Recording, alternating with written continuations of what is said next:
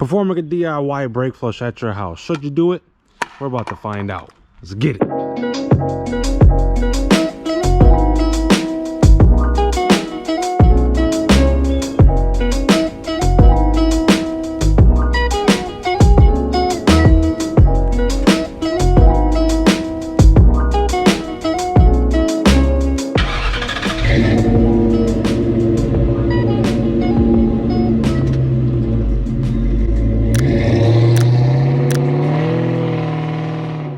YouTube, what's going on? It's your boy Chris right here, and today we're going to be doing the brake flush. Let me start off by letting you guys know the answer to the question: should you do a brake flush at your house or do a DIY brake flush? Yes. Here's the reason why. So one of the reasons that it's good in order for you to change your brake fluid in or flush the fluid out of your system on your car or truck is mainly because, one, brake fluid is hydroscopic. I have no idea in the world how to spell that in any way, shape, or form.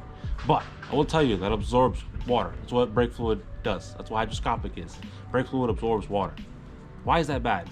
It's bad because the boiling point for water is a lot more lower than a boiling point for brake fluid. And in the long term, that could be really bad for your car.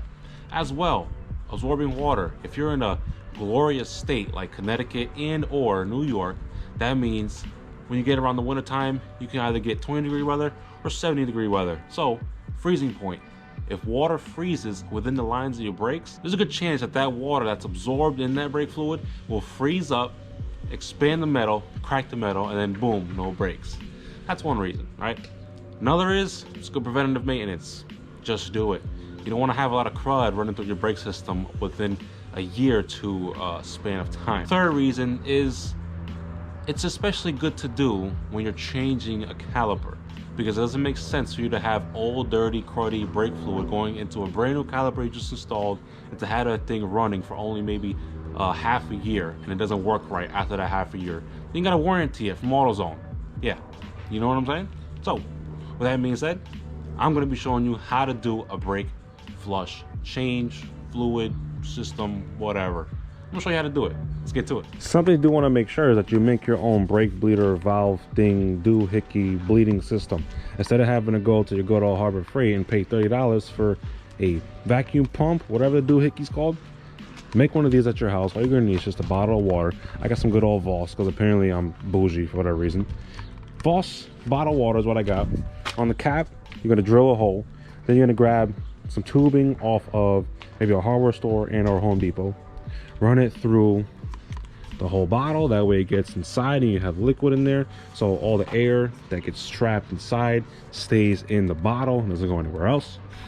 And that'll be pretty much it for that aspect. You're also going to want maybe possibly a turkey baster. That is only really just to suck out the old fluid that's in your master cylinder. So let's go show you exactly how to do all this. Here we are at our master cylinder, and the first thing we're going to be doing is taking out or draining out, well, no, we're going to be taking out all the old brake fluid that is in our master cylinder. That way, when we add the new brake fluid into the master cylinder, once we do our bleeding of the brakes, it's going to take the new fluid and flush out the old brakes out the lines in that order. That's what I'm hoping for. Let's get to it.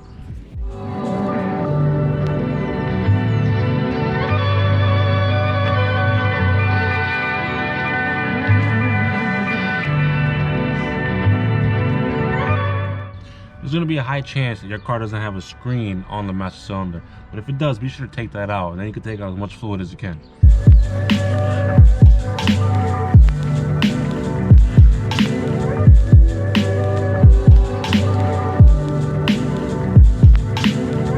And we have our first step out of the way.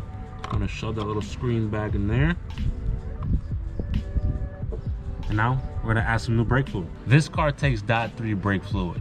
Be sure that when you do this, you want to have the right brake fluid to go inside your car. Check your owner's manual, or maybe go to like an advanced auto and have them search it up on their system.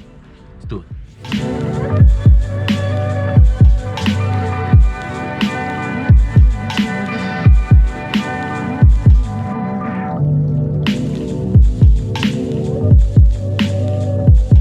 New fluid's in. Let's go flush the system. So here's my generalization of exactly what I'm working with so far, and there's a reason why I'm starting in this particular wheel first. Go into the front of the car, when you perform the brake flush in or bleeding an entire brake system, I follow the old school rule where you start from the furthest brake from the master cylinder. A couple of people are going to say you should start from where the ABS module is, from the furthest brake from the ABS module. I don't follow that system. I follow the old school rule from the master cylinder. So for that reason, I am starting with this particular wheel, and we're going to be flushing that caliper onto the rear driver's side caliper. Then we're going to go over to this passenger side front wheel, and followed by, you guessed it, the driver's side wheel. That's the order that I'm going to be going in. So let's get to the flushing. So here we have our generalized setup. I already put new fluid onto the master cylinder up front. We've clearly seen that already. Now our flushing process and bleeding is going to happen. So here is a bucket. The reason I got the bucket is because what we're going to be doing is taking this tube and or line that we created with our flusher or our bleeder. We're going to want our hose to go to this nipple that's right here. Usually if you look on top of your caliper, you're going to see a nipple, essentially the bleeder valve. This is the cap. We remove the cap right here as per so, and here's a bleeder. I don't know if you guys can see that right there in plain sight. This process can also work with drums as well. Just find the bleeder and you'll be able to do the same thing. So then now I'm gonna put that cap down. We're gonna add this tube onto here, hoping that this doesn't fall. And let me do that real quick. All right, so I have my hose right into the bleeder valve, and this little setup right here, you're gonna want the hose to be pulling it in like an upwards position going into your bleeder or bottle, your pump. That's how you're gonna want to set it up.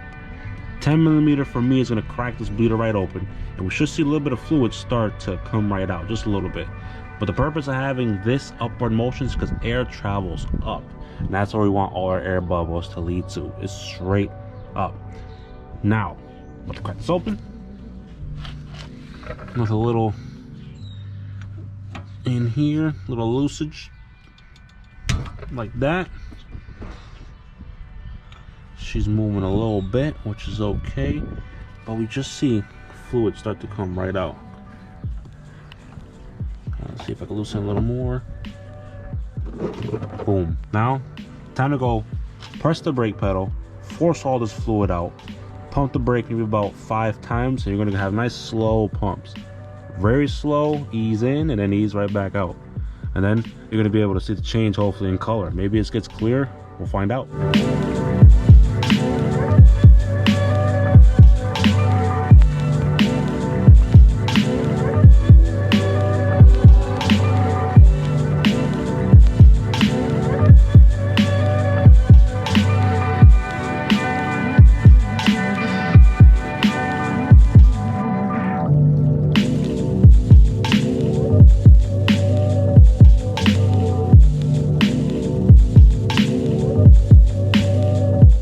Hopefully you're able to see the change in color with the brake fluid. I want to say it's clearing up. What I'm first going to do is also check my reservoir. You got to be sure to check your brake master cylinder reservoir. That way you're sure enough that you're not going to be gulping down nothing but air and no fluid. So always be sure to check it. Let's go do that real quick. I'm going to tighten this bleeder valve up. If I can find it. Oh shit, dude. Give it a quick turn. Something. Snug that up quickly. Let's go check the master cylinder. Okay, so we're back at the master cylinder, and I want to say, yes, we did. We lost a little bit of fluid, so let's add some more.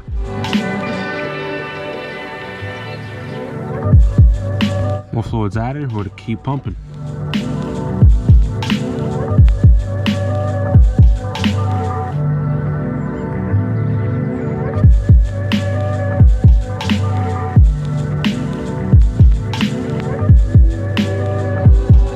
Five pumps extra. This line is definitely flushed and now looking cleaner than ever. I can tell. Hopefully the camera is able to pinpoint this out. Now let's go work on the other calipers, and I'm gonna show you guys my inside view of what I'm actually doing when I'm pressing down the brake pedal. So usually the first line that you end up doing is roughly around 10 to 15 times, because now you're getting all the old fluid throughout one line. chances are that's how many times you're gonna have to do it first so you get a nice clear looking line. All right, so let's crank this back tight, or tighten it up rather. Give it about 1,000,000 torque pounds. Please don't actually try and do that. And then snug right in. Boom. Let me set up everything on the other wheel, and now I'm going to show you guys what I'm doing in the inside of the car. Let's get to it. All right, so now the rear driver's side is set up. You know, we've got our good old tube right on the bleeder, our bleeder pump bottle thing going on there. And here's what I'm doing when I press the brake pedal. You know, it's nothing too hard, to be honest. Oh, real quick reminder, make sure you have brake fluid in your reservoir. So all I'm really doing is just pressing nice and slow.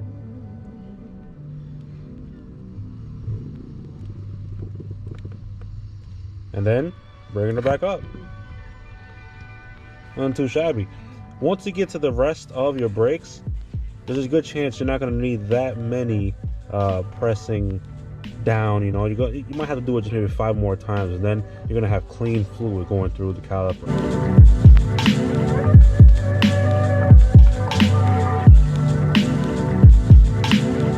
If I take a look back at my brake line, we can see she's pretty clean compared to it was. A little darker shade in color before, but this line is pretty much set. I'm gonna give it maybe 2 more pumps, and then from there, I'm gonna do the rest of the brakes, and then we'll be all finished.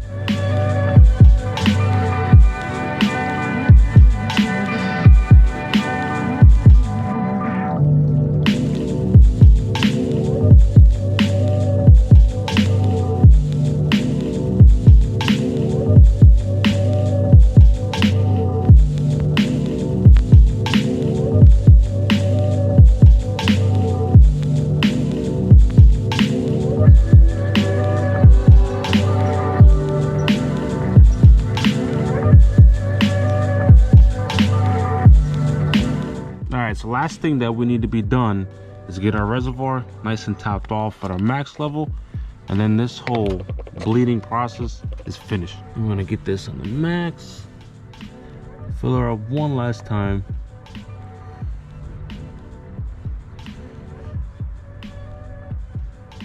Right about there, and a little more, and there we got it. All right, so our flush is officially complete. Did all the brakes, and now our actual final step. Once you finish putting in the brake fluid to the max level, what I like to do is give the car a start and pump the brakes to make sure you got some breakage, because this whole thing will be completely stupid if you don't have any kind of brakes afterwards. So just gonna put her in some reverse, got a little bit of space, let's see if she brakes. Take shit off, dog. Brake in, and we got some good old breakage.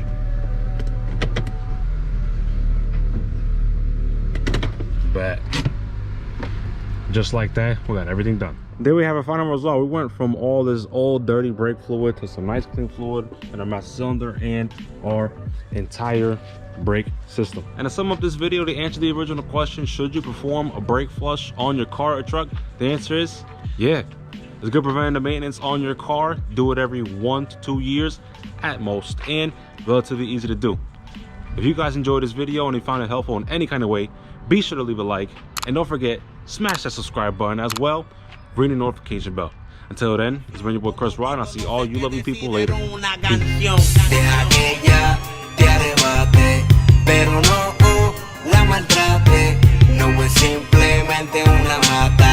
Préndele, do cacha y sube para la nube. Deja que ella te arrebate, pero no la maltrate. No es simplemente una mata. Préndele, do cacha y sube para la nube.